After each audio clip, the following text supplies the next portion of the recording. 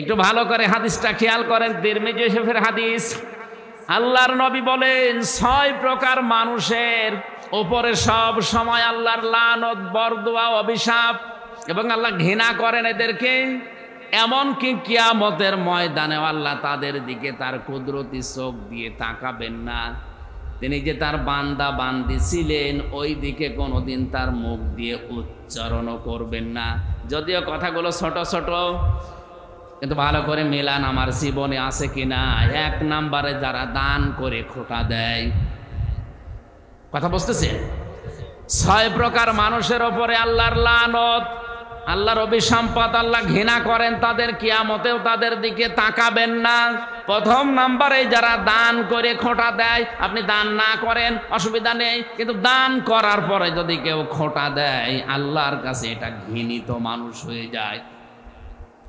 দ্বিতীয় নম্বরে আছে যারা টাকনোর নিচে কাপড় পরে। এখানে কত মানুষ এরকম বসে আছে, নামাজও পড়ে অথচ এই কাজে লিপ্ত। এই কাজটা আজকে থেকে বন্ধ করা লাগবে, নয়তো আল্লাহ কিয়ামতের দিনও তাকাবে না। টাকনোর নিচে পায়জামা, প্যান্ট, লুঙ্গি, ইজার যাই বলেন, এটা যেন পুরুষের না যায়। হ্যাঁ, মেয়েদের যাক। মেয়েদের শুধু 3টা জায়গা খোলা রাখা জায়েজ আছে। কয়টা? মুখমণ্ডল, হাতের কবজি আর পায়ের পাতা। এছাড়া বাকি পুরা অঙ্গ ঢেকে রাখা লাগবে। মা বোন যারা নামাজ আদায় করেন, নামাজের সময় যদি আপনার চুল বের হয়ে যায় আপনার নামাজ বাতিল হয়ে যাবে। এই জন্য নামাজের সময় এমন একটা কিছু পরা যেটার দ্বারা আপনার চুলগুলো ঢেকে যায়, শুধু মুখমণ্ডলটা বাদ দিয়ে পুরা শরীর, পুরা বডি যেন ঢাকা থাকে। হাত পর্যন্ত হাতা হওয়া লাগবে। আপনি ব্লাউজ বলেন আর যাই বলেন, যেটাই পরেন। কিন্তু অনেক মা বোনের আমি নামাজের কথা তার স্বামীদের কাছে শুনেছি যে শাড়ি পরে নামাজ পড়ে, সেজদা দিতে গেলে, রুকুতে গেলে চুল বের হয়ে গেছে, ওর খেয়ালও নেই, আপনার নামাজ ভেঙে গেছে। নামাজের জন্য আলাদা একটা জিনিস এটা বানিয়ে নেবেন। এই মুখ শুধু দেখা যাবে, বাকি পুরা শরীরকে ঢেকে যায়, এরকম একটা কাপড় দিয়ে বানিয়ে রাখবেন নামাজের জন্য অন্তত। পুরুষ মানুষ যারা আছে শুধু নামাজের সময় যখন হয় তাড়াতাড়ি করে টাকনোর উপরে কাপড় তুলে নেয়, বাকি সময় ওগুলো আবার নিচে দিয়ে দেয়। না, এই কাজটা বন্ধ করা লাগবে মুসলিম হিসাবে অন্তত আমাদের। এরা বৈজ্ঞানিক আরও অনেক ক্ষতি আছে। কেউ যদি টাকনোর নিচে কাপড়, পায়জামা, লুঙ্গি, ইজার পরে, পুরুষ মানুষ বিশেষ করে, বারবার ওই যে পেছনের দিকে যে রগটা আছে খুব মোলায়েম, ওটা বারবার ঘষা লাগতে লাগতে ওটা অকেজ হয়ে এক সময় ওটা প্যারালাইজড হওয়ার সম্ভাবনা আছে। অনেক খ্রিস্টান, অনেক ইহুদি ডাক্তার, হিন্দু, আমি ভারতের বহু জায়গায় গিয়ে দেখেছি, তা ভেলোর সহ, হায়দ্রাবাদ সহ বিভিন্ন জায়গায় খ্রিস্টান ডাক্তাররা অনেকে প্যান্ট পরে কিন্তু টাকনোর উপরে। জিজ্ঞাসা করলাম, কি আপনি তো জাতিতে অন্য ধর্মের, আপনি তো মুসলমান না, এটা করেন? ওনারা বৈজ্ঞানিক ব্যাখ্যা দেয় যে এটা করি আমরা এই কারণে, সওয়াব হবে বা আল্লাহ কিয়ামতে তাকাবে, এই সমস্ত না, আমরা আমাদের শরীরকে বাঁচানোর জন্য। 3 নাম্বারেরটা সবচাইতে বেশি যেটা আমাদের দেশে, বৃদ্ধ জিনাকারী। আজ কক্সবাজার থেকে শুরু করে পর্যটক এলাকা সহ ঢাকা সহ বিভিন্ন জায়গায় বুড়ো জেনাখোর বেড়ে গেছে। এখন যদি বলেন তাহলে যুবক বয়সে জেনা করা যায় না। বৃদ্ধ জেনাখোরের প্রতি আল্লাহর বেশি রাগ। 4 নম্বরে অহংকারী ফকির। কি বললাম? 3 নাম্বার যেটা বলেছিলাম এটার বাস্তবতা তাকাবেন। কত মানুষ নিজের জায়েজ বৈধ স্ত্রী থাকার পরও বৃদ্ধ বয়সেও গার্লফ্রেন্ড, বয়ফ্রেন্ড যাই বলেন, বিভিন্ন জিনিস নিয়ে হোটেলে, বিভিন্ন জিনিস নিয়ে অনেকের ঘরে রাত কাটাচ্ছে, জেনা করছে, দেদারছে। আপনার প্রতি আল্লাহর লানত, আল্লাহর ঘৃণা, এবং কিয়ামতে আল্লাহ আপনার দিকে তাকাবেও না। 4 নাম্বারটা অহংকারী ফকির। কেন বললাম? এখন যদি বলেন ফকির মানুষ অহংকারী করে, তাদের বলেন আমরা তো কেউ ফকির না। আল্লাহর দৃষ্টিতে এখানে যারা আছি আমরা সবাই ফকির। আল্লাহুল গানিয়্যু ওয়া আনতুমুল ফুকারা। আল্লাহ পাক বলেন তোমরা সবাই ফকির, ধনী শুধুমাত্র আমি আল্লাহ। সুতরাং আমরা ফকিরের জাত, ফকিরের সন্তান।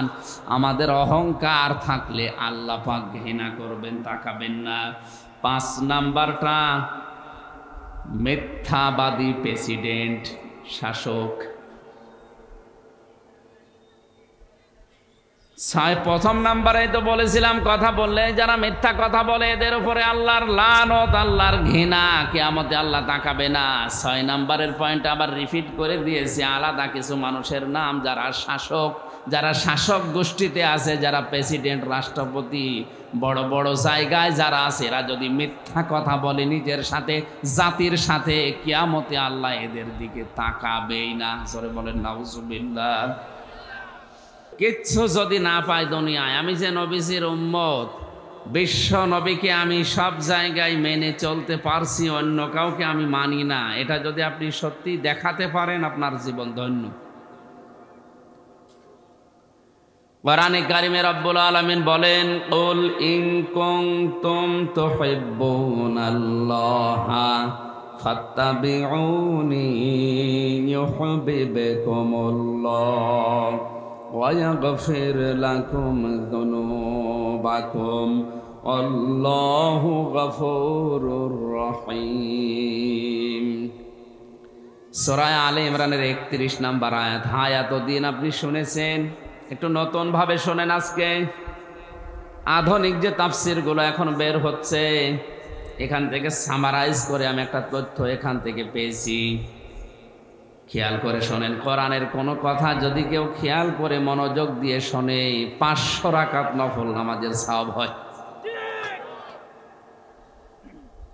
আল্লাহ পাক বলেন, নবী আপনি বলুন, যদি কেউ এই দাবি করে যে আমি আল্লাহকে ভালোবাসি, এ দাবি আমাদের আছে না নেই? শুধু আমাদের না, দুনিয়াতে যে যে ধর্মে আছে সে তার দেবতাকে ভালোবাসে। কথা বলে না কেন? ইহুদি, খ্রিস্টান, বৌদ্ধ, হিন্দু সহ ওদেরকে জিজ্ঞাসা করেন, ওরা ওদের দেবতাকে ভালোবাসে। আর মুসলিম হিসাবে আমরা তো আমাদের আল্লাহকে ভালোবাসি। আল্লাহ তাআলা বলেন, নবী আপনি বলুন, যারা বলে আল্লাহ তোমাকে ভালোবাসি, এ শুধু দাবি করার বিষয় না, আমাকে ভালোবাসা তাদের দরকার নেই, আমি আল্লাহ নিজেই তাদেরকে ভালোবাসবো যদি তারা আপনার অনুসরণ করে। এখানে তাবউন শব্দটা আছে, তাবাআইন। তাবউন শব্দের শাব্দিক অর্থ হচ্ছে দেখে দেখে চলা। আপনার সামনে একটা মানুষ হেঁটে যাচ্ছে, এভাবে হেঁটে যায়, এভাবে মাজা নাড়ায়, এভাবে হাত নাড়ায়, এভাবে মাথা কাত করে, ঠিক ওই কায়দায় ওইভাবে ওই জায়গায় পা ফেলে অনুসরণ করার নাম তাবউন। বিশ্ব নবীকে কেউ যদি এভাবে অনুসরণ করতে পারে, আল্লাহ পাক বলেন ইউহিব্বুকুমুল্লাহ, আমি আল্লাহ নিজেই তাদেরকে ভালোবাসা আরম্ভ করব।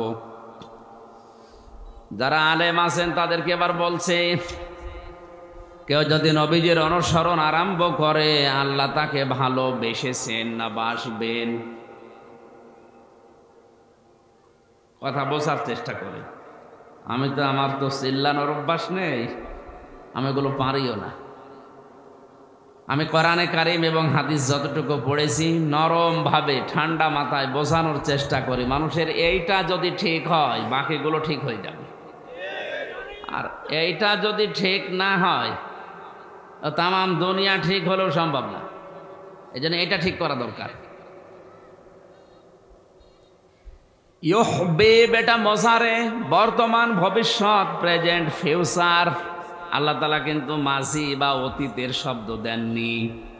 কোন মানুষ যদি রাসূলকে অনুসরণ আরম্ভ করে, আল্লাহ তাকে ভালোবাসা শুরু করবে, করবে।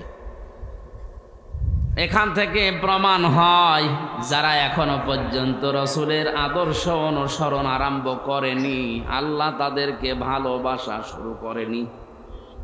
বলেন না কেন? আপনার 3.5 হাত বডির ভেতরে এবার তাকান তো, বিশ্ব নবীর কোন কোন অনুসরণ হচ্ছে? মাথার চুলের দিকে তাকালে মনে হয় না এ রাসূলের কাটিং হয়নি, এ কাট দিয়েছে কাকা মেসি। বিভিন্ন সেলুনের দোকানে গেলে দেখবেন 9-10 জন নায়ক নায়িকাদের ছবি টাঙিয়ে রেখেছে যে কার কাটিং চান, অজয় কাট, শাহরুখ কাট। কোন সেলুনের দোকানে অন্তত আমি লেখা পাইনি এখানে সুন্নাত অনুযায়ী চুল কাটানো হয়। আছে? আমাদের মাথার অবস্থার দিকে তাকিয়ে যেটা বুঝলাম যে না, অনুসরণ হচ্ছে না। আরেকটু নিচে নামেন। নবীজি বলেছেন খালিফুল মুশরিকিনা আউফুল লুহা ওয়াকফুশ শারিব। উম্মতেরা তোমাদের নির্দেশ দিলাম তোমরা গোপকে খাটো করবা, মোষকে লম্বা করবা, কি দাড়িকে লম্বা করবা। হ্যাঁ, এই লম্বা নিয়ে হয়তো মতভেদ আছে। কেউ বলেছে 1 মুষ্টি, কেউ বলেছে 40 গজ দূর থেকে। আপনি রাখেন, 1 মুষ্টির উপরে কাটতে পারবেন না। এখন যদি বলেন হুজুর আপনার, আমার তো হয় না, আমি করব কি? 3 বছর জেলে থাকার পরে আমি যা দেখেছি, ওখানে তো 3 মাস 4 মাস 5 মাস পরে একবার চুল দাড়ি কাটাতে আসে। এখন আমার হয় না, 3 বছরে তাও এতটুকু হয়েছে। আমার 1 মুষ্টি মনে হয় কি আমাদের পরে হবে। আমাদের বংশে আসলে দাড়ি কম তো। দেখো, 1 মুষ্টি আপনাকে রাখা লাগবে। এরপরে যদি কারো বড় থাকে কেটে ফেলতে পারেন, অসুবিধা নেই। 1 মুষ্টির উপরে কাটা ছাটা এটা জায়েজ নেই।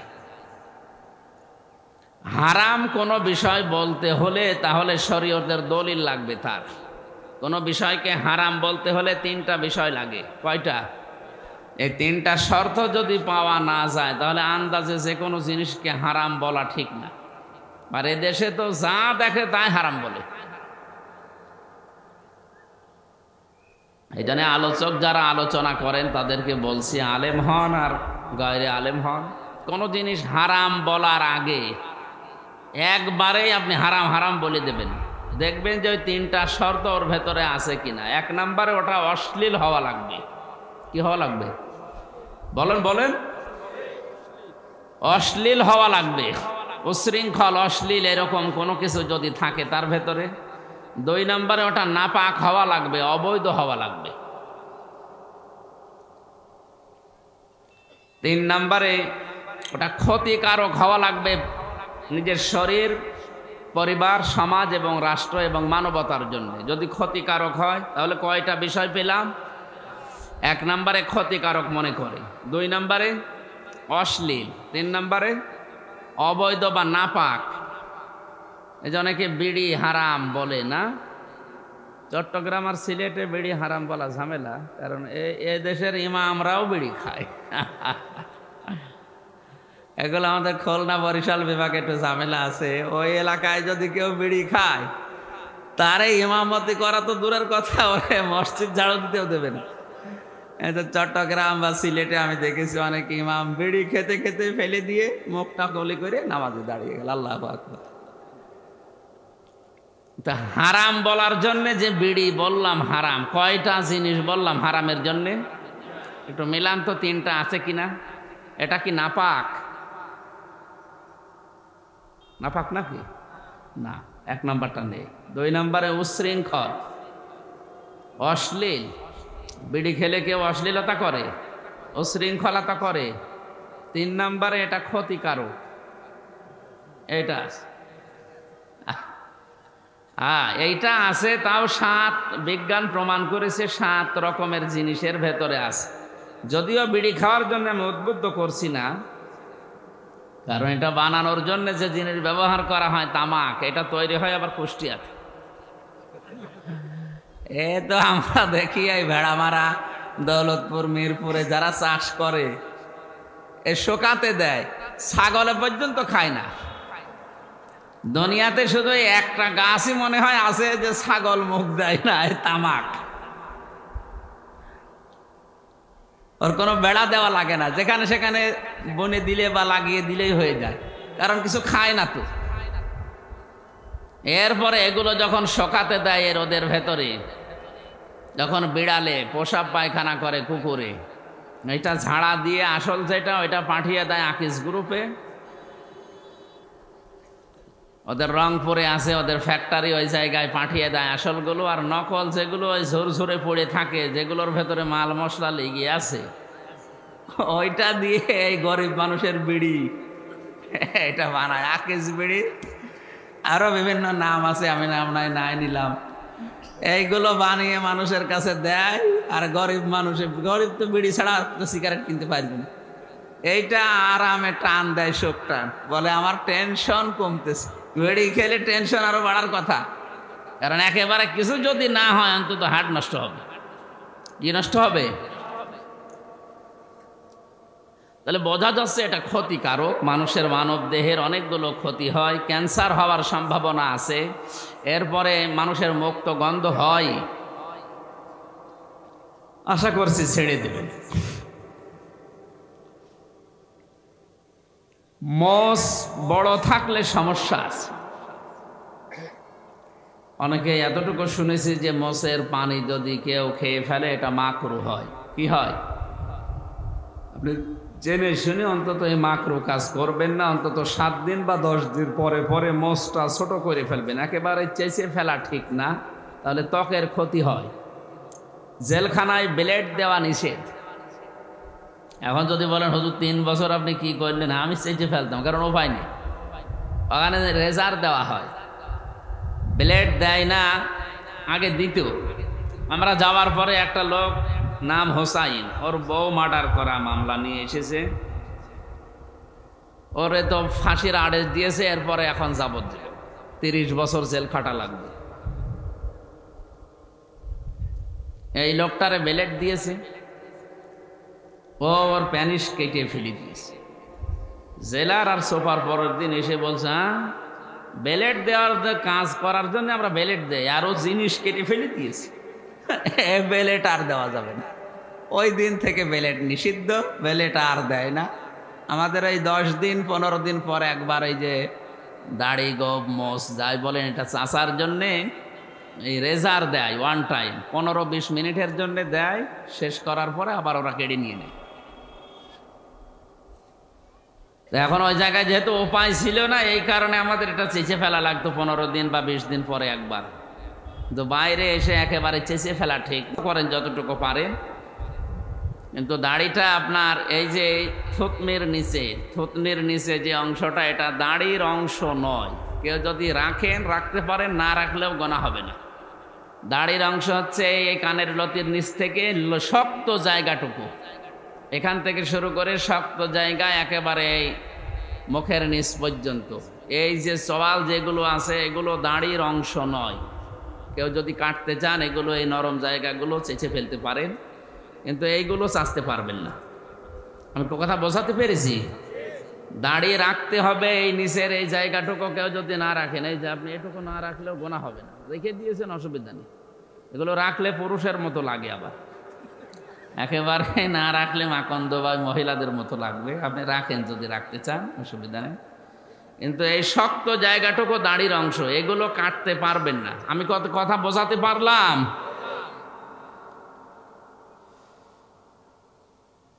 দাড়ি এবং মোছের দিকে তাকালেও মনে হচ্ছে না আপনার সাথে রসুলের যে আদর্শ, বিশ্বনবীর যে নির্দেশ, এটা মিলছে না। এর নিচে আরো যত নিচে নামবেন, পোশাক আশাক দিয়ে শুরু করে কোনো জায়গায় বিশ্বনবীর অনুসরণ আপনার হচ্ছে না, তাহলে বুঝবেন আল্লাহ আপনাকে এখনো ভালোবাসা আরম্ভ করেনি। চট্টগ্রামবাসী, আল্লাহর ভালোবাসা আমরা সবাই এক বাক্যে বলেছি আমরা পেতে চাই, আল্লাহকেও আমরা ভালোবাসি। তাহলে আমরা আল্লাহকে ভালোবাসি এ কথা বললেই হবে না। আল্লাহ পাকও বলেন আমিও তোমাদেরকে ভালোবাসবো যদি রসুলের অনুসরণ আরম্ভ করো। আমি আশা করছি আজকের এই দিন থেকে মরণ পর্যন্ত আপনি আর দাড়িকে এক মুষ্টির উপরে আর কাটবেন না। আপনি যদি এই সুন্নাতটাও আদায় করার সিদ্ধান্ত নিতে না পারেন, কয়েকদিন আগে মাহফিল দিয়েছিলেন, এখন আবার দেওয়ার দরকার কি? এটা তো লোক দেখানো হয়ে যাবে। একটা আমলও যদি এই অনুষ্ঠান থেকে শুরু হয়, এই মাহফিল আল্লাহর দরবারে কবুল হয়ে যাবে। যেন আশা করছি যারা এসেছেন বা মিডিয়ার মাধ্যমে যারা শুনছেন, এক মুষ্টির নিচে আপনি দাড়ি কাটবেন না, এরপরে কেটে ফেলতে পারেন, অসুবিধা নেই। একেবারে এমন বড় রাখা ঠিক না যে পেশাব পায়খানা করতে গেলে নাপাক লেগে যায়। কথা বোঝাতে পারলাম? এর পরের দুইটা শব্দ ইউহিব্বুকুমুল্লাহ, আল্লাহ দিয়েছেন কোন মানুষ যদি বিশ্ব নবীকে অনুকরণ আরম্ভ করে তাহলে আল্লাহ তাকে ভালোবাসা শুরু করবে। আল্লাহ যদি কাউকে ভালোবাসা শুরু করে, ওয়াগফির লাকুম যুনুবাকুম, দুইটা কথায় মজারে দিয়ে শুরু, ওয়াগফির লাকুম যুনুবাকুম, জামবনের বহুবচন যুনুব। কোন মানুষ যদি বিশ্ব নবীকে অনুসরণ আরম্ভ করে ওর জীবনের কোন গুনাহ আর আল্লাহ রাখবে না, সব ওই মুহূর্ত থেকেই মাফ করে দেবেন। এখন আমার প্রশ্ন হচ্ছে, অনুসরণটা কি আংশিক না পূর্ণাঙ্গ? এই কথা বলেন না কেন? বিশ্ব নবীকে আংশিক অনুসরণ করেছে দুনিয়ায় বহু মানুষ, আল্লাহ তাদেরকে মাফও করেনি, ভালোবাসেনি, ক্ষমা করা দূরের কথা জান্নাতও তাদের দেয়নি। নবীজির অনুসরণ করা ভালোবাসা আংশিক যাদের ভেতরে ছিল, তার ভেতরে অন্যতম তার চাচা আবু তালেব।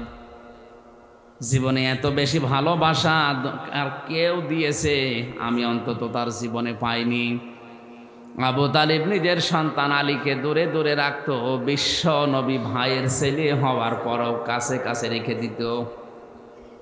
রাতের বেলা ঘুম থেকে উঠে আবু তালেবের মনে হতো আমার এতিম ভাতিজা মোহাম্মদ আমার পাশে আছে। তো এমনও কঠিন সিদ্ধান্ত জীবনে নিয়েছিলেন, ভাতিজা তোমার ডান হাতে সূর্য বাম হাতে চন্দ্র এনে দেওয়ার পরেও যদি তুমি এই দাওয়াত থেকে বিরত হবে না ঘোষণা দাও, তোমার কাজ তুমি চালিয়ে যাও, আমি আবু তালিব যতদিন আছি ইনশাআল্লাহ কোনোদিন তোমার অসুবিধা হবে না।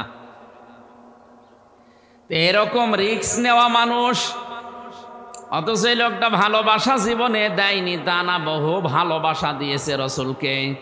অনুসরণের ভেতরে তারও দাড়ি ছিল, আবু তালিবের জীবনী পড়ে দেখেছি তারও জুব্বা ছিল, সেও কাবা শরীফের খেদমত করেছে আল্লাহর ঘরের।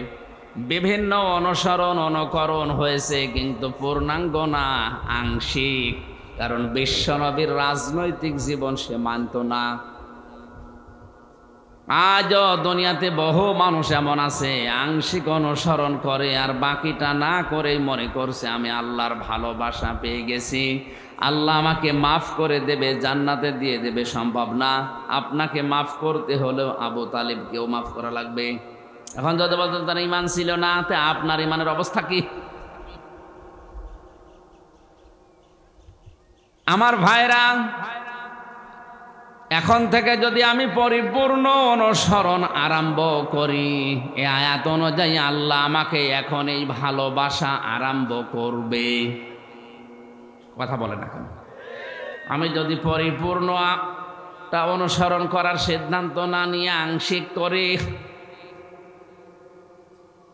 কসম দিয়েছেন আমাদের রব, ফালা ওয়া রাব্বিকা লা ইউমিনুনা হাত্তা ইউহাক্কিমুকা ফীমা শাজারা বাইনাহুম সুম্মা লা ইয়াজিদু ফি আনফুসিহিম হারাজাম মিম্মা কাদাইতা ওয়া ইউসাল্লিমু তাসলিমা। খুব খেয়াল করেন, আল্লাহ পাক বলেন তোমার রবের কসম হে নবী, কসম করছেন যিনি তার নিজের নামে। কসম করছেন কে? আল্লাহ তার নিজের নামে কসম করছেন, হে নবী আপনার রবের কসম। কখনোই লোকটা মুমিন হতে পারবে না যতক্ষণ পর্যন্ত জীবনের প্রতিটি ক্ষেত্রে আপনার দেওয়া সিদ্ধান্ত স্বতঃস্ফূর্তভাবে আনন্দ চিত্তে মেনে নিতে না পারবে। এমনিতেই মেনে নেওয়ার, আনন্দে মেনে নেওয়ার ভেতরে পার্থক্য আছে। অনেকেই বাধ্য হয়ে শেষ পর্যন্ত পরিবেশ, সমাজ, পরিবার এদের দিকে, বন্ধু মহলের দিকে তাকিয়ে আল্লাহর রসুলের সিদ্ধান্ত মেনে নিতে বাধ্য হয়। এরকম না। বিশ্ব নবীর যত সিদ্ধান্ত দুনিয়াতে আছে আপনার জীবনে, পরিবারের, সমাজ আর রাষ্ট্রে, এটা একেবারে মন খারাপ করে না, আনন্দ চিত্তে মেনে নেওয়া লাগবে। সাল্লিমু তাসলিমা, স্বতঃস্ফূর্তভাবে আনন্দ চিত্তে যতক্ষণ মেনে নিতে না পারবে ততক্ষণ লোকটা মুমিন না। আয়াত আমার মনে হয় পড়ার পরে যেটা আমি বুঝলাম, আয়াত অনুযায়ী আমরা যারা আজ রাসূলকে স্বতঃস্ফূর্তভাবে দুনিয়ার সব জায়গায় মানতে পারি না আর উল্টাপাল্টা ধারণা করি, তারা ঈমানদারি হতে পারেনি। আল্লাহ আমাদের হেফাজত করুন, জোরে বলেন আমিন। তাহলে আয়াতের সারমর্ম যেটা আমি বোঝাতে চেয়েছিলাম, আল্লাহকে ভালোবাসিয়ে দাবি করাই শেষ না। আল্লাহ বলেন দাবি করার দরকার নেই। যদি কেউ দাবি করে আল্লাহ তোমাকে ভালোবাসি, নবীজি আপনি বলুন সে যেন আপনার অনুসরণ আরম্ভ করে। এ অনুসরণ আংশিক না পূর্ণাঙ্গ?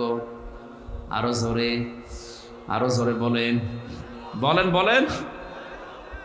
মাথা থেকে পা পর্যন্ত, রান্নাঘর থেকে একেবারে সংসদ পর্যন্ত সব জায়গায় যদি অনুসরণ আপনি এখনই আরম্ভ করার সিদ্ধান্ত নিয়ে কাজে লেগে পড়েন, এখন থেকে আল্লাহ আপনাকে ভালোবাসা শুরু করবে। এক কথা বলা লাগবে। তাহলে এখনো পর্যন্ত আংশিক যারা করে আছেন তাদেরকে আল্লাহ ভালোবাসা শুরু, বলেন বলেন। যারা পূর্ণাঙ্গ করার জন্য সিদ্ধান্ত নিয়ে লেগে পড়েছে, নেমে পড়েছে, আল্লাহ তাদের ভালোবাসা শুরু। আজ 48,000 পীর এই দেশে। আমি পীর বিরোধী না, কিন্তু পীরের নাম নিয়ে আজ যেগুলো করছে তাদেরকে বলছি 48,000, তাও সরকারি জরিপে। অধিকাংশ দরবারের পীরদের ভেতরে রাসূলের রাজনীতি নেই, আরো এরা উল্টাপাল্টা ফতোয়া দেয়। হ্যাঁ, এদের দাড়ি, টুপি, জুব্বা, জিকির, আজকার, দস্তরখানা বিছিয়ে ভাত খাওয়া, মেসাক করা, এই বিষয়গুলো আছে। জীবন চালাতে গেলে অর্থনীতি লাগে, অর্থনীতির ধারে কাছে তারা নেই। সমাজনীতি লাগে সেখানে নেই, রাজনীতি লাগে সেখানে নেই, আন্তর্জাতিক নিয়ম নীতি মানা লাগে সেগুলোও তারা জানে না। বিশ্বনবীর জীবনের অনুসরণ তাদের আংশিক না পূর্ণাঙ্গ? তাহলে যত বড় পীর আপনি দাবি করেন না কেন, যত বড় দরবার আপনার থাক, যত কোটি কোটি মুরিদ আপনার দরবারে যাক, আল্লাহ আপনাকে এখনো ভালোবাসা শুরু। এত সহজ ভাষায় বলার পরেও কেউ যদি উল্টা দিকে নিয়ে যায়, ওর কপালে আগুন লাগবে। কথাটা যদিও নরম ভাষায় বলেছি, এটা যে কত ভয়ঙ্কর কথা, যাদের দরবারে এটা কাল রেকর্ড যাবে তারা দেখেন শুরু করে দেবে যে কি বলল। এত মুরিদ আমার দরবারে, এত কিছু, আমি তাহাজ্জুদ মিলে পড়ি, তারপরেও নাকি আল্লাহ এখন আমাকে ভালোবাসায় শুরু করেনি। হ্যাঁ, কারণ আপনার জীবনে অর্থনীতি নেই, আপনার জীবনে রাসূলের রাজনীতি নেই, আপনার জীবনে রাসূলের পরিবার নীতি নেই। অনেক দরবারে গিয়ে দেখেছি বিশ্বনবী তার স্ত্রীদের সাথে যে ব্যবহার করতেন ওইটা পাওয়া যায় না। আমার নিজের চোখে দেখা পীর সাহেব স্ত্রীকে তরকারিতে লবণ বেশি দেওয়ার কারণে গালি দিচ্ছে,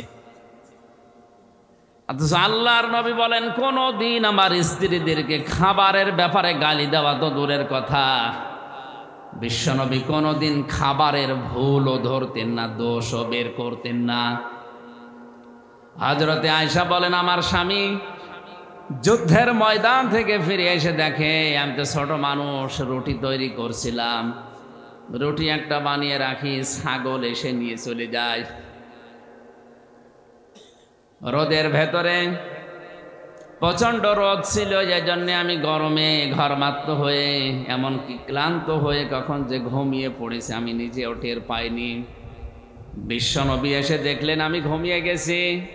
আল্লাহর নবী নিজে আটাগুলো আবার খামির করলেন, নরম করে আবার রুটিগুলো তৈরি করলেন। গোশতটা রান্না করার পরে আমাকে ডাক দিলেন, আয়েশা রুটি হয়ে গেছে, উঠে পড়ো। হযরতে আয়েশা বলেন ইয়া রাসূলুল্লাহ, যে অবস্থা ছিল অন্যান্য মানুষ হলে তো নিজে খেয়ে তারপরে ডাকতো। হযরতে রাসূল বলেন আয়েশা তুমি আমার অর্ধাঙ্গিনী, তুমি যে আমার স্ত্রী। অন্যান্য মানুষ হলে যদি দেখতো যে বউ রান্না করতে করতে ঘুমিয়ে গেছে, ঘুমের অবস্থায় মা শুরু করতো। এজন্য পরিবারে আপনার রাসূলের আদর্শ নেই, অর্থনৈতিক জীবনে আপনার রাসূলের আদর্শনে, রাজনৈতিক জীবনে আপনি রসুলকে মানেন না, তো বলেন তো বিশ্ব নবী মুহাম্মদ রাসূলুল্লাহর অনুসরণ আপনার আংশিক না পরিপূর্ণ? এই কারণেই তো 48 হাজারের ভেতরে 48 জনও আমার মনে হয় টিকবে না। রাসূলকে কেউ যদি অনুসরণ পূর্ণাঙ্গ আরম্ভ করে দেয়, ওই মুহূর্ত থেকে আল্লাহ তাকে ভালোবাসা, আরো জোরে বলেন, আল্লাহ যদি ভালোবাসা শুরু করে, কয়টা পুরস্কার তাকে দান করবেন? 2টা। ওয়ায়াগফির লাকুম, আল্লাহ তাকে ওই মুহূর্তে ক্ষমা করে দেবেন। কেমন ক্ষমা? আল্লাহ ক্ষমার ধরন দিয়েছেন জামবুন না যুনুব। বহু বচন দিয়ে জানিয়েছেন ওর জীবনের এই 50, 60, 70 বছর, 80 বছরে যত অপরাধ ছিল সব ওই মুহূর্তে আল্লাহ মাফ করে তাকে নিষ্পাপ বানিয়ে দেবে। ও যদি এই মুহূর্ত থেকে রসুলের পুরা জীবন আদর্শ অনুসরণ করার সিদ্ধান্ত নিয়ে লিখে পড়ে। আল্লাহ আমাদেরকে আজকের এই আলোচনা থেকে এই বিষয়টা নেওয়ার তৌফিক দিন, জোরে বলেন আমিন। আমরা আজকের বিষয় আলোচনা করার জন্য নিয়েছিলাম আমানাত। কি বলেন বলেন? মুমিন জীবনের একটা গুরুত্বপূর্ণ অধ্যায় এটা। সামাজিক, রাজনৈতিক, আন্তর্জাতিক বিভিন্ন জায়গায় আমানতের গুরুত্ব আছে। কোরআনে কারীম জানিয়েছে, ইয়া আইয়ুহাল্লাযীনা আমানু লা তাখুনুল্লাহা ওয়ার রাসূলা ওয়া তাখুনু আমানাতিকুম ওয়া আনতুম লা তা'লামুন। সূরা আনআম, সূরা আনফাল 27 নম্বর আয়াতে আল্লাহ জানিয়েছেন, ও হে যারা ঈমানের দাবি করো তাদেরকে বলছি, কখনো তোমরা আল্লাহ এবং রাসূলের সাথে বিশ্বাসঘাতকতা করো না। শব্দের দিকে খেয়াল করেন, কত ভয়ঙ্কর শব্দ। ঈমানদারকে ডাক দিয়ে আল্লাহ বলছেন, তোমরা আল্লাহ এবং রাসূলের সাথে বিশ্বাসঘাতকতা করো না। বিশ্বাসঘাতক আল্লাহর কাছে নিকৃষ্ট। বিশ্বাসঘাতক কি? আয়াতটা শেষ করি, অতাখুনু আমানাতিকুম ওয়া আনতুম লা তা'লামুন। সুবহানাল্লাহ ওয়ালহামদুলিল্লাহ লা ইলাহা ইল্লাল্লাহ। সুবহানাল্লাহ ওয়ালহামদুলিল্লাহ লা ইলাহা ইল্লাল্লাহ লা ইলাহা ইল্লাল্লাহ মুহাম্মাদুর রাসূলুল্লাহ। অতাখুনু আমানাতিকুম, বহু বচন দিয়েছেন, তোমরা আমানতের খেয়ানত করবা না। ওয়া আনতুম তা'লামুন, অথচ তোমরা এটা জানো। আয়াতে পয়েন্ট ছিল 3টা। 1 নম্বরে বিশ্বাসঘাতকতা করা যাবে না আল্লাহর সাথে। কার সাথে? 2 নম্বরে রাসূলের সাথে। 3 নম্বরে আমানতের খেয়ানত করা যাবে না। এখন আল্লাহর সাথে বিশ্বাসঘাতকতা কিভাবে করছি আমরা? সূরা আরাফের 172 নম্বর আয়াতে আল্লাহ জানিয়েছেন, ওয়াইযা আযানা রাব্বুকুম ওয়াইয আখাযা রাব্বুকা মিন বানি আদামা মিন যুহুরিহিম যুররিয়াতাহুম ওয়া আশহাদাহুম আলা আনফুসিহিম আলাস্তু বিরাব্বিকুম ক্বালু বালা শাহিদনা আন তাকুলু ইয়াওমাল কিয়ামাতি ইন্না কুন্না আন হাদা গাফিলিন। আল্লাহ পাক বলেন, আদমের পৃষ্ঠদেশ থেকে যখন রূহগুলো আমি বের করেছিলাম, তাদের কাছে আমি অঙ্গীকার নিয়েছিলাম, আদমের সন্তানদের কাছে, যে আমি কি তোমাদের রব না? আমি আল্লাহ আমার নিজের সম্পর্কে তাদের কাছে জিজ্ঞাসা করেছিলাম, আমি কি তোমাদের রব না? এক বাক্যে যত রূহ ছিল সবাই জবাব দিয়েছে, ক্বালু বালা। 1 বচনও না, 2 বচনও না, এটা বহু বচন। ওই ময়দানে আমরা যারা ছিলাম আলমে আরো আর জগতে রুহের জগতে সবাই এক বাক্যে স্বীকার করেছি, আল্লাহ তুমি আমাদের রব। আল্লাহ কি? সবাই বলেন। আল্লাহ বলেন শাহিদ না, আমি শুধু একা না, এটাও বহু বচন। আমার যে ফেরেশতারা আছে সবাই মিলে আমরা সাক্ষী থাকলাম। যেটা বোঝাতে চাচ্ছিলাম, আল্লাহ রাব্বুল আলামিন আদমের সন্তানদের কাছ থেকে এই স্বীকৃতি পাওয়ার পরে কিন্তু শাহিদ না বলেছেন যে আমরা সবাই সাক্ষী আছি। ফেরেশতা ছিল, আল্লাহ নিজে আছেন, আর আমরা তো সাক্ষী দিয়েছি। আন তাকুলু ইয়াউমাল কিয়ামাতি ইন্না কুন্না আন হাযা গাফিলিন। আল্লাহ পাক বলেন, হে বান্দা বান্দিরা, এই যে কথা সাক্ষী দিলে এটা যেন দুনিয়ায় যে ভুলে যেও না, কারণ কিয়ামতের দিন আমি এই বিষয়ে আবার জিজ্ঞাসা করব। আমার মুসলমান ভাইরা, অন্য ধর্মের কথা নাই, বাদই দিলাম। আমরা যারা আল্লাহকে বিশ্বাস করি, যারা বলেছি আল্লাহ তুমি আমাদের রব, তাও নরম ভাবে বলি নাই, নরমাল ভাবে বলি নাই, তাহলে কলু নাম বলতে পারতাম। আমরা বলেছি কলু বালা। নাম মানে নরমালে হ্যাঁ, অসুবিধা নেই, কিন্তু বালা মানে অবশ্যই হ্যাঁ, গ্যারান্টি দিয়ে স্বীকার করলাম। এখন যদি দুনিয়াতে আসার পরে কোনো মানুষ এই রব, তিনি যে রব বলে স্বীকৃতি নিলেন, এটা যদি ঠিক না রাখে, সে যেন আল্লাহর সাথে বিশ্বাসঘাতকতা করে। রবের অনিষ্টা অর্থ আমি পেয়েছি। আপনি একবারেই বলেছিলেন আলাস্তু বিরব্বিকুম, ক্বালু বালা। একবারে স্বীকার করার ভেতরে 19টা জিনিস পাওয়া যায়। তার এক নম্বরে রব মানে আইনদাতা। রব মানে কি? আরো জোরে বলেন। ওই সময় যত রূহ আমরা আদমের পৃষ্ঠদেশ থেকে বের হয়েছিলাম, সবাই বলেছি ক্বালু বালা শাহিদনা, হে আল্লাহ তুমি আমাদের রব। রবের প্রথম অর্থ আমরা পেলাম, রব মানে আইনদাতা। সুতরাং দুনিয়ায় আসার পরে কেউ যদি আল্লাহর আইন না মানে, আল্লাহর আইন প্রতিষ্ঠা করার জন্য চেষ্টা না চালায়, ও সবচাইতে বড় বিশ্বাসঘাতক। আমাদের জননী, যিনি এখন প্রধানমন্ত্রী শেখ হাসিনা থেকে শুরু করে যারা দায়িত্বে আছে, চারবার তারা পরপর গেল। এই 4 বারের ভেতরে একবারও সংসদে আল্লাহর একটা আইনও প্রতিষ্ঠা করতে পারল না। এবার আমরা আহ্বান জানাবো, চলে যেহেতু গেছেন, সর্বপ্রথম সংসদ যেদিন বসবে যেন কোরআনের 4টা আইন প্রথমেই কায়েম হয়।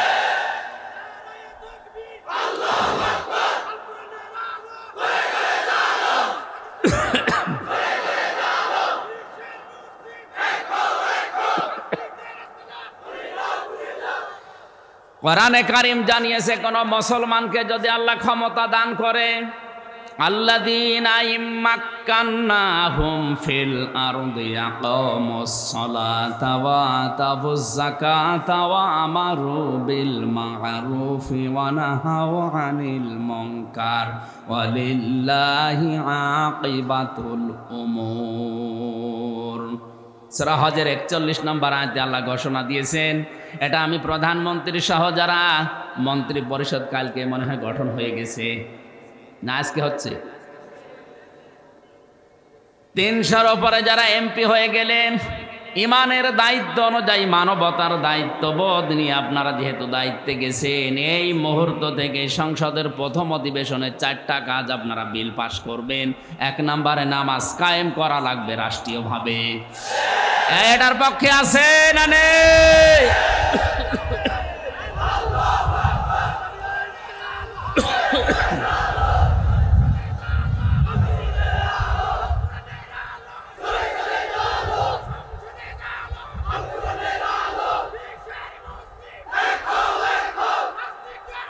আলহামদুলিল্লাহ। 18 কোটি মানুষ চালাতে আজ আমেরিকার দিকে তাকানো আর লাগবে না, চীন, রাশিয়া, ভারতের দিকেও তাকানো লাগবে না। 2 নম্বরে যাকাত ভিত্তিক অর্থনীতি কায়েম করেন।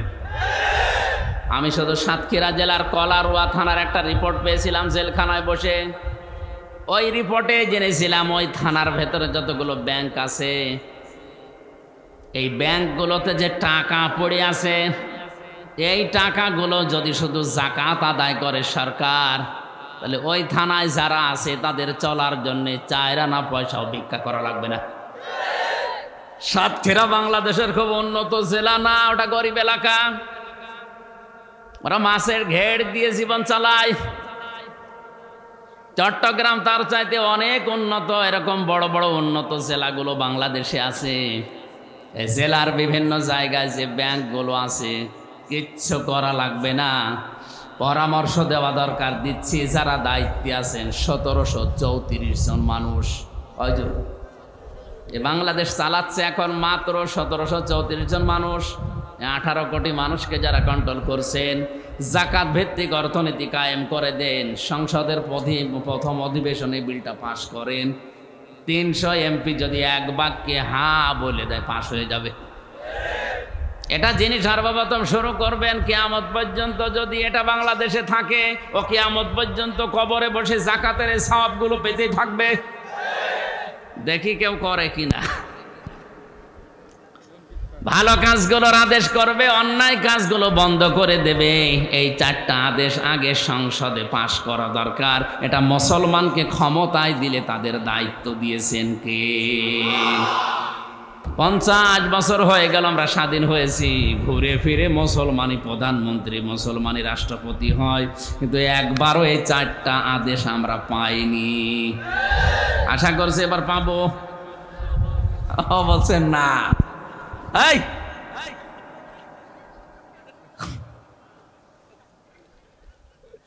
আল্লাহর সাথে বিশ্বাসঘাতকতা করলে আপনার খবর আছে সামনে।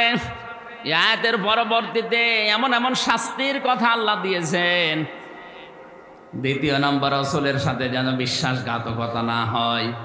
বিশ্বনবী তার জন্মের পর থেকে শুরু করে 63 বছরের এই জীবনে যা করেছেন, ওগুলো আপনার জীবনে সেট করা লাগবে। নবীজি মুহাম্মদুর রাসূলুল্লাহকে যেদিন একেবারে ছোট বয়সে তার মা হালিমাতুস সাদিয়া কোলে তুলে নেয়, ডান স্তন তিনি দিলেন, পান করলেন, বাম স্তন দিলেন, মুখ বের করে দিলেন।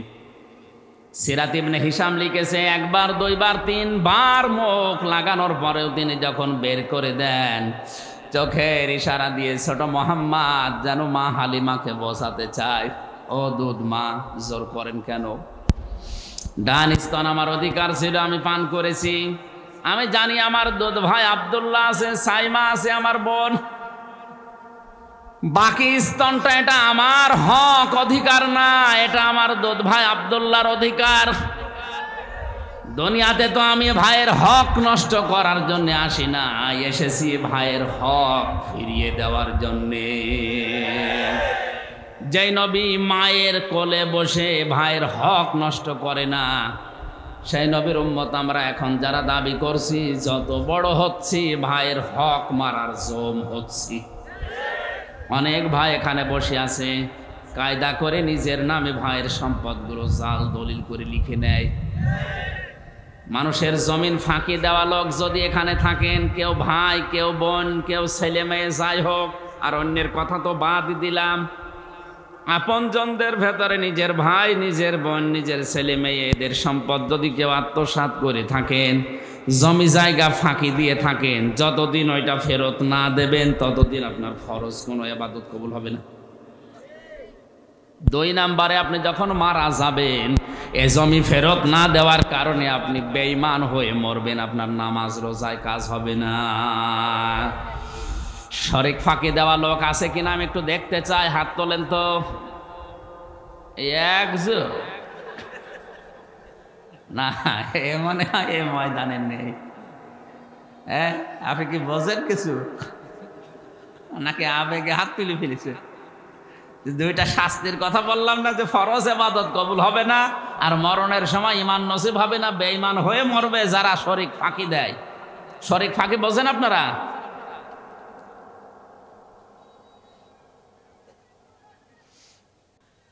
চট্টগ্রামবাসী 3 নম্বরে, অতখনু আমানাতিকুম ওয়া আনতুম তা'লামুন, তোমরা আমানতের খেয়ানত করবা না জেনে শুনে। আমানত প্রধানত 9 প্রকার। কয় প্রকার? একটু খেয়াল করে শোনেন, আমি পয়েন্টগুলো বলছি। 1 নম্বরে আমানত হচ্ছে কথার আমানত, 2 নম্বরে আমানত হচ্ছে ওয়াদার আমানত, 3 নম্বরে আমানত হচ্ছে সম্পদের আমানত, 4 নম্বরে আমানত হচ্ছে বলবো না, হ্যাঁ বলে আমি মায়ের খাই, এমনি 3 বছর ছিলাম ভেতরে। 4 নাম্বারটা বাদ। 5 নম্বরে হচ্ছে চোখের আমানত, 6 নম্বরে নসিহাতের আমানত, 7 নম্বরে স্বামী স্ত্রীর আমানত, 8 নম্বরে সাক্ষীর আমানত, 9 নম্বরে আমলের আমানত। 4 নাম্বারটা বলেই ফেলি চোখ বন্ধ করে, আল্লাহ যা করে, ভোটের আমানত। না, তালি দেওয়ার দরকার নেই, এটা যদি দিতেই পারিনি বলে করবো কি। 4 নাম্বারটা বাদ দিয়ে বাকি 8টা বলছি, নাকি বলবো না? কথার আমানত হচ্ছে আপনি আন্দাজে মুখে যা আসবে সেই কথা বলতে পারবেন না, কারণ বিজ্ঞান এখন প্রমাণ করছে মানুষের মুখ থেকে একটা কথা বের হতে কমপক্ষে 27টা স্তরে ধাক্কা লাগা লাগে। কয়টা? এই যে কথা, এই শব্দটা বের করতে আমার মুখের ভেতরে কয়েক ইঞ্চি জায়গা, বিজ্ঞান বলেছে এখানে 27টা স্তর পার করার পরে একটা কথা তৈরি হয়। যত নিয়ামত আল্লাহ মানুষকে দিয়েছেন, কোরআন নাজিল করার পরে সবচাইতে বড় নিয়ামত মানুষের জন্য কথা বলার ক্ষমতা। কোরআনে কারীম জানিয়েছে আর রহমানু আল্লামাল কোরআন খলাকাল ইনসানা আল্লামাহুল বায়ান। জোরে বলেন আল্লাহু আকবার। আমি রহমান, আমার দয়া হচ্ছে তোমাদেরকে আমি কোরআন দিয়েছি, তোমাদেরকে আমি বানিয়েছি, শুধু বানিয়েই শেষ করে দেয়নি, তোমাদেরকে কথা বলার যোগ্যতা দিয়েছি। এই যে বায়ান, কথা বলা, এটা আল্লাহর নিয়ামতের ভেতরে অন্যতম। যারা কথা বলতে পারে না, আপনি তাদের কাছে জিজ্ঞাসা করেন দুনিয়ায় কি হারিয়েছে তারা। আমাদের এই 3.5 হাত বডির ভেতরে যেইটা আমরা হারিয়েছি, যেইটা পাইনি, আমার মনে হয় তার কাছে দুনিয়ায় সবচাইতে বড় দামি জিনিস ওইটা। শিক্ষার জন্য বলছি, কুমিল্লাতে দাউদকান্দি মনে হয় এক মাহফিলে খাবার খাচ্ছিলাম, এক অন্ধ আমার পাশে বসা, হঠাৎ বিদ্যুৎ চলে গেল। আমরা যারা চকলা আছি চিল্লাচিল্লি করছিলাম, তাড়াতাড়ি জেনারেটর দেন, বিদ্যুৎ নিয়ে আসেন, আলোর ব্যবস্থা করেন।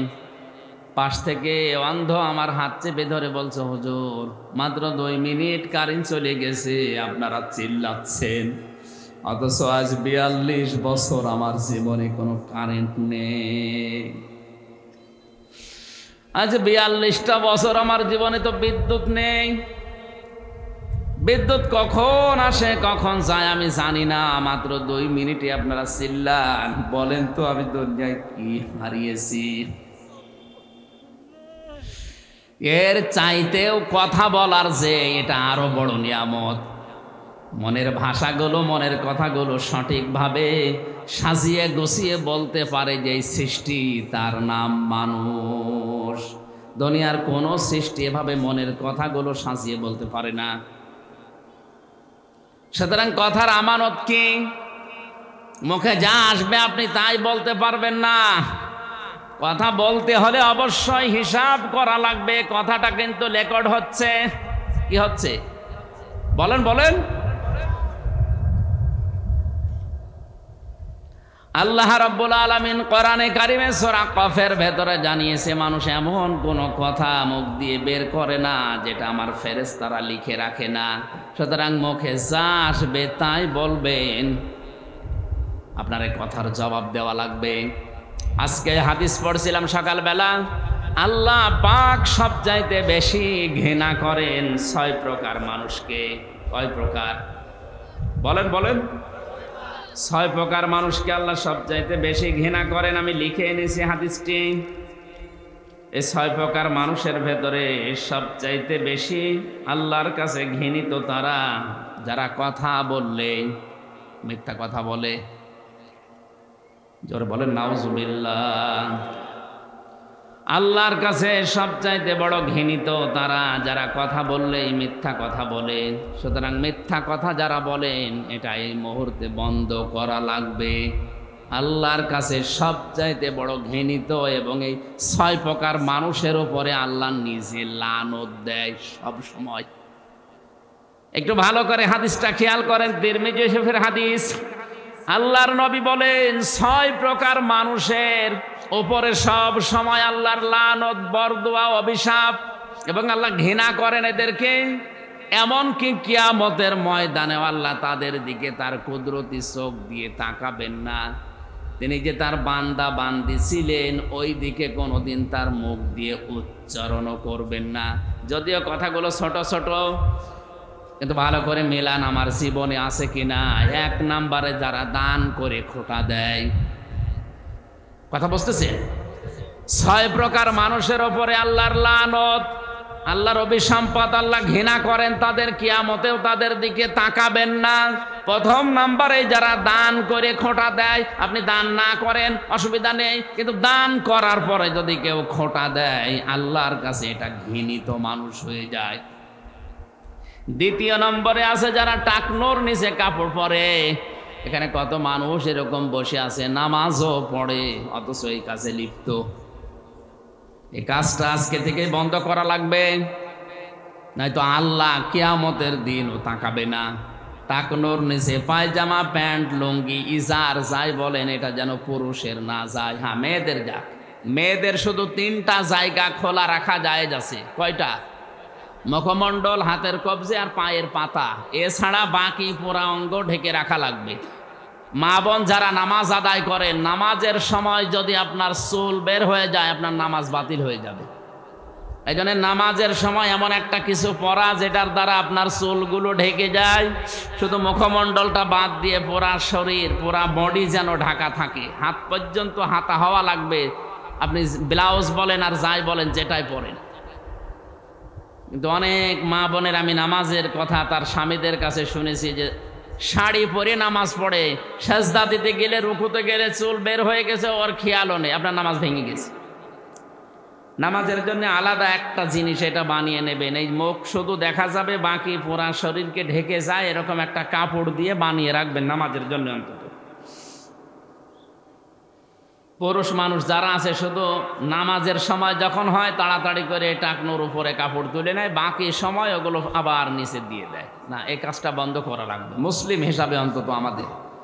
এরা বৈজ্ঞানিক আরও অনেক ক্ষতি আছে। কেউ যদি টাকনোর নিচে কাপড়, পায়জামা, লুঙ্গি, ইজার পরে, পুরুষ মানুষ বিশেষ করে, বারবার ওই যে পেছনের দিকে যে রগটা আছে খুব মোলায়েম, ওটা বারবার ঘষা লাগতে লাগতে ওটা অকেজো হয়ে এক সময় ওটা প্যারালাইজড হওয়ার সম্ভাবনা আছে। অনেক খ্রিস্টান, অনেক ইহুদি ডাক্তার, হিন্দু, আমি ভারতের বহু জায়গায় গিয়ে দেখেছি, তা ভেলোর সহ, হায়দ্রাবাদ সহ বিভিন্ন জায়গায় খ্রিস্টান ডাক্তাররা অনেকে প্যান্ট পরে কিন্তু টাকনোর উপরে। জিজ্ঞাসা করলাম কি আপনি তো জাতিতে অন্য ধর্মের, আপনি তো মুসলমান না, এটা করেন? ওনারা বৈজ্ঞানিক ব্যাখ্যা দেয় যে এটা করি আমরা এই কারণে, সওয়াব হবে বা আল্লাহ কিয়ামতে তাকাবে এই সমস্ত না, আমরা আমাদের শরীরকে বাঁচানোর জন্য। 3 নম্বরেরটা সবচাইতে বেশি যেটা আমাদের দেশে, বৃদ্ধ জিনাকারী। আজ কক্সবাজার থেকে শুরু করে পর্যটক এলাকা সহ ঢাকা সহ বিভিন্ন জায়গায় বুড়ো জেনাখোর বেড়ে গেছে। এখন যদি বলেন তাহলে যুবক বয়সে জেনা করা যায় যাচ্ছে না, বৃদ্ধ জেনাখোরের প্রতি আল্লাহর বেশি রাগ। 4 নম্বরে অহংকারী ফকির। কি বললাম? 3 নাম্বার যেটা বলেছিলাম এটার বাস্তবতা তাকাবেন। কত মানুষ নিজের জায়েজ বৈধ স্ত্রী থাকার পরও বৃদ্ধ বয়সেও গার্লফ্রেন্ড, বয়ফ্রেন্ড যাই বলেন, বিভিন্ন জিনিস নিয়ে হোটেলে, বিভিন্ন জিনিস নিয়ে অনেকের ঘরে রাত কাটাচ্ছে, জেনা করছে, দেদারছে। আপনার প্রতি আল্লাহর লানত, আল্লাহর ঘৃণা, এবং কিয়ামতে আল্লাহ আপনার দিকে তাকাবেও না। 4 নাম্বারটা অহংকারী ফকির কেন বললাম? এখন যদি বলেন ফকির মানুষ অহংকারী করে, তাদের বলেন আমরা তো কেউ ফকির না। আল্লাহর দৃষ্টিতে এখানে যারা আছি আমরা সবাই ফকির। আল্লাহুল গানিয়্যু ওয়া আনতুমুল ফুকারা। আল্লাহ পাক বলেন তোমরা সবাই ফকির, ধনী শুধুমাত্র আমি আল্লাহ। সুতরাং আমরা ফকিরের জাত, ফকিরের সন্তান। আমাদের অহংকার থাকলে আল্লাহ পাক ঘৃণা করবেন, তাকাবেন না। 5 নাম্বারটা মিথ্যাবাদী প্রেসিডেন্ট, শাসক। 1ম নাম্বারেই তো বলেছিলাম, কথা বললে যারা মিথ্যা কথা বলে এদের উপরে আল্লাহর লানত, আল্লাহর ঘৃণা, কিয়ামতে আল্লাহ তাকাবে না। 6 নাম্বারের পয়েন্ট আবার রিপিট করে দিয়েছি, আলাদা কিছু মানুষের নাম যারা শাসক, যারা শাসক গোষ্ঠীতে আছে, যারা প্রেসিডেন্ট, রাষ্ট্রপতি, বড় বড় জায়গায় যারা আছে, এরা যদি মিথ্যা কথা বলে নিজের সাথে, জাতির সাথে, কিয়ামতে আল্লাহ এদের দিকে তাকাবেই না। জোরে বলেন নাউজুবিল্লাহ। কথা বললে দেখা যায় সংবাদ সম্মেলনে 100টা কথা বলে 98টা মিথ্যা কথা। বলেন বলেন। পয়েন্টগুলো আকারে শেষ করে আমি শেষ কথা যেটা বলেছিলাম, সাক্ষীর আমানত, এটা বাংলাদেশে সবচাইতে বেশি খেয়ানত হচ্ছে। আমারে 2টা মামলা দিয়ে 3 বছর আটকিয়ে যারা সাক্ষী দিল, একটা কথাও সত্য না, সব মিথ্যা কথা। যারা আমার বিরুদ্ধে সাক্ষী দিয়েছে, যতগুলো সাক্ষী মামলা এখনো চলছে, বলেন তো এই মানুষগুলো নাকি জানিয়েছে আমি উগ্রবাদী কথা বলি, আমার কথা শুনিয়ে সংসদ ভাঙতে গেছে একটা ছেলে। আমি বললাম কই দেখান তো বক্তব্যটা, ওটা নেই। তাহলে আপনি সাক্ষী দিলেন কি? আজ মিথ্যা সাক্ষ্য দেওয়ার কারণে কত মানুষ 20 বছর, 25 বছর, 45 বছর জেলে পড়ে আছে বিনা কারণে, কিচ্ছু জানে না। 100 জনের কমপক্ষে 70 জন মানুষ তো বিনা কারণে জেলে আছেই।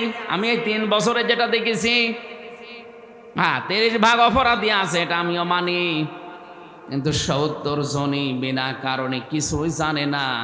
হয়তো অন্যের পাশের বাড়ির সাথে রাগ আছে, একটা মেয়ে ছেলে দিয়ে তার উপরে দোষ চাপিয়ে ধর্ষণ মামলা দিয়ে 30 বছর জেল দিয়ে দিল। বলে তো একটা মানুষ 30 বছর যদি জেলে থাকে, তার বাইরে আর কিছু থাকে? তার দুনিয়াটা ধ্বংস করে দিলেন।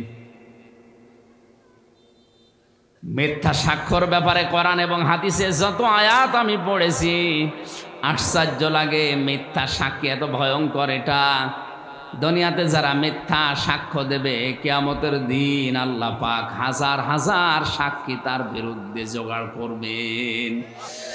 আর যারা মিথ্যা সাক্ষ্য দিয়ে অনেক মানুষকে ধরিয়ে দিচ্ছেন, অনেক মানুষকে জেলের ভেতরে রেখে দিয়েছেন, তারা থামেন, আপনার কপাল কিন্তু সামনে পুড়ে গেছে।